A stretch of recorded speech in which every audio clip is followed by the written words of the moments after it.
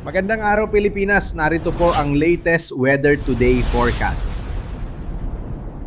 Sa ating latest satellite images, makikita po natin una ay wala po tayong minomonitor na low pressure area sa loob at labas ng Philippine Area of Responsibility. At tatlong weather systems po ang nakaka-apekto ngayon sa ating bansa. Ang northeast monsoon o amihan, partikular na dito sa Mahilaga at gitnang Luzon, habang nakararanas naman po ng mga pag-ulan ang ilang bahagi, lalo na yung southern Luzon at Kabisayan, dulot naman nitong shear line. No? Nakaka-apekto po ito sa may Kabisayaan hanggang Palawan. Habang yung easterlies, ang prevailing weather system naman sa may bahagi ng Mindanao. Makikita po ninyo mga kababayan na maulan po dito sa malaking bahagi ng lalo na sa Bicol region at sa Kabisayaan. Kaya iba yung pag-iingat po dahil inaasa natin magpapatuloy itong mga pag-ulan na to na dulot nga ng shear line hanggang bukas. Kaya posible pa rin yung mga flash floods and landslide, particular sa bahagi ng Bicol region at ng Kabisayaan. Muli po, no, wala tayong low pressure area sa loob at labas ng Philippine Area of Responsibility. Malit pa yung posibilidad na magkaroon tayo ng bagyo at least for this week. At dito nga sa Luzon, ngayong araw, inaasahan natin ang malaking posibilidad na hanggang malalakas sa mga pag-ulan, lalong-lalo na po sa may bahagi ng Bicol region, lalong-lalo na sa may area ng Catanduanes, Sorsogon, Albay at Masbate. Inaasahan din natin magiging maulan sa malaking bahagi rin ng Mimaropa, dulot po yan ng shear line.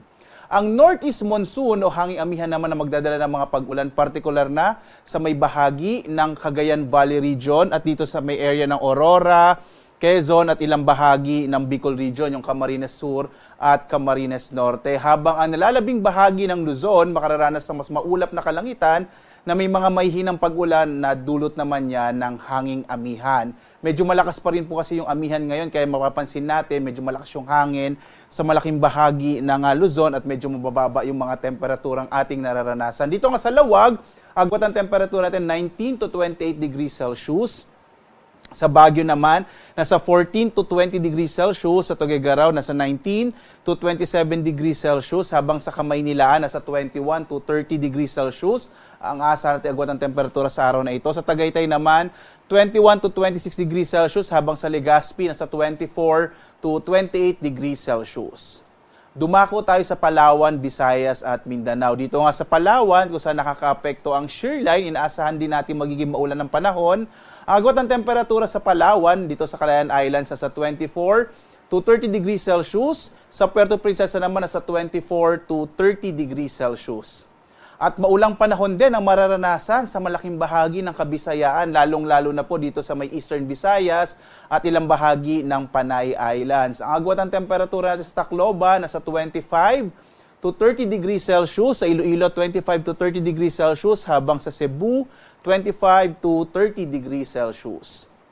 Ang easterlies o yung hangin nagmumula naman sa karagatang Pasipiko ang siya magdadala ng mga pag-ulan, lalong-lalo na sa may area po ng Caraga dito sa Mindanao ngayong araw. Ang lalabing bahagi naman ng Mindanao, makikita po natin mas maliwalas sa panahon na mararanasan, bagamat posible pa rin yung mga localized rain showers and thunderstorms, lalo na sa dakong hapon hanggang sa gabi. Mag-ingat pa rin po, no? Kahit may mga localized thunderstorms, kung minsan ay nagkokos po o nagiging dahilan sa pagkakaroon ng mga biglaang pagbaha, mga flash floods at landslides. Agwat ang temperatura sa Zamboanga, nasa 24 to 32 degrees Celsius. Sa Cagayan de Oro naman, 24 to 30 degrees Celsius.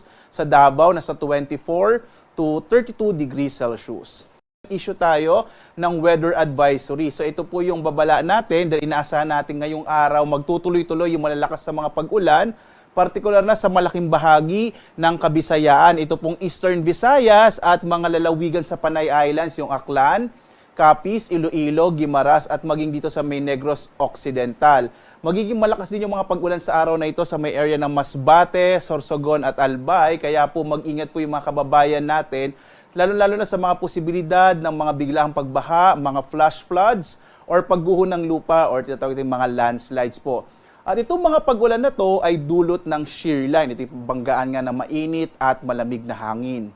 Bukas, araw ng Lunes, sa pagbabalik po natin sa ating mga trabaho, sa ating mga eskwelahan, inaasahan pa rin natin na magiging malakas sa mga pag-ulan, lalong-lalo na sa may bahagi ng Bicol region. So bukas po, magiging maulan pa rin sa may Sorsogon, Albay, Camarines Sur, Catanduanes at Camarines Norte. Mag-ingat po ulit sa mga posibilidad ng mga flash floods and landslides sa bahagi ng Bicol Region kung saan patuloy na makakaapekto ang shear line.